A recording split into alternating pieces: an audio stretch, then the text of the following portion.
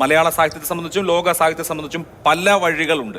ആ പല വഴികളെല്ലാം അല്ലെങ്കിൽ പല ദർശനങ്ങളുണ്ട്. അത് എങ്ങനെ നമ്മുടെ ഭാവുകത്വ പരിസരങ്ങളിൽ ഫെസിലിറ്റേറ്റ് ചെയ്യാം എന്നുള്ളതൊരു എഡിറ്ററെ സംബന്ധിച്ച്, ഒരു സാഹിത്യ പത്രാധിപരെ സംബന്ധിച്ച് ഒരു പ്രധാനപ്പെട്ട റോളാണല്ലോ.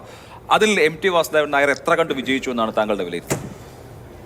അതിൽ ഏറ്റവും അധികം വിജയിച്ച സാഹിത്യ പത്രാധിപന്മാരുടെ ഒരാളാണ് MT. അതിൻ്റെ ജീവിക്കുന്ന ഉദാഹരണമാണ് നമ്മുടെ മുമ്പിൽ നമ്മളിപ്പോൾ സംസാരിച്ച് തരുന്ന സേതു. അതായത് പാണ്ഡവപുരം പോലെ പാത്ത് ബ്രേക്കിംഗ് എന്ന് പറയാവുന്ന ഒരു നോവൽ മാതൃഭൂമി ആഴ്ചപ്പതിപ്പിൽ അച്ചടിക്ക് എന്തായാലും സേതുവിനോടുള്ള സൗഹൃദം കൊണ്ടല്ല, ആ കൃതി കൊണ്ടുവന്ന ഒരു വലിയ പുതുമയുണ്ട്, ഞെട്ടിപ്പിക്കുന്ന പുതുമയാണ്. ഇന്ന് പോലും പാണ്ഡവപുരം നമ്മുടെ ഭാവനയെയും സാക്ഷിക്ക് ശേഷം അത് കഴിഞ്ഞ് സ്മാരകശിലകൾ വരുന്നു. അപ്പോൾ പാണ്ഡവപുരം സ്മാരകശിലകൾക്കും അഗ്നിസാക്ഷിക്കും ഒക്കെ ഉള്ളൊരു പ്രത്യേകത, അതിന് നമ്മുടെ റിയലിസ്റ്റിക്കായ ഒരു പശ്ചാത്തലമുണ്ട്. ഫാൻറ്റസിയിലേക്ക് മുഖം നോക്കുന്ന, ഫാൻറ്റസിയിലേക്ക് കുതിച്ചു ചാടി നമ്മൾ പരിഭ്രമിപ്പിക്കുന്നില്ല.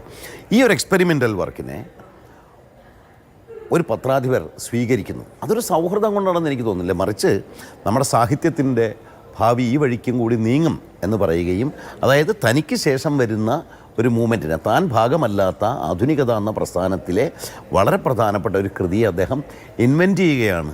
അതാണ് സേതു സാർ തന്നെ പറഞ്ഞ ഒരുപാട് പേരെ പ്രോത്സാഹിപ്പിച്ചു എന്ന് പറഞ്ഞ് OV വിജയൻ ഒഴികെ ഒരു വലിയ ലിസ്റ്റ് അദ്ദേഹം അവതരിപ്പിച്ചു. ഞങ്ങൾ 10-12 എഴുത്തുകാരെ കൊണ്ടുവന്നു.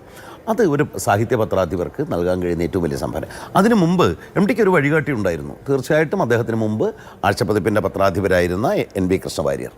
കാരണം NB കൃഷ്ണവാര്യരാണ് പ്രത്യേകിച്ചും നോവലിൻ്റെ പബ്ലിഷിങ്ങിൽ, നോവൽ സീരിയലൈസേഷനിൽ മലയാളത്തിൽ ആദ്യമായി ഒരു മാതൃക അവതരിപ്പിച്ച് നോവൽ സീരിയലൈസ് ചെയ്ത് ജനങ്ങളെ കൊണ്ട് വായിപ്പിക്കാമെന്ന് തെളിയിച്ച മലയാളത്തിലെ ആദ്യത്തെ പത്രാധിപർ മാതൃഭൂമി ആഴ്ചപ്പതിപ്പിൻ്റെ പത്രാധിപരായ NB കൃഷ്ണവാര്യരായിരുന്നു. ആ പാത കൂടുതൽ മുന്നോട്ട് കൊണ്ടുപോവുകയാണ് MT ചെയ്തത്.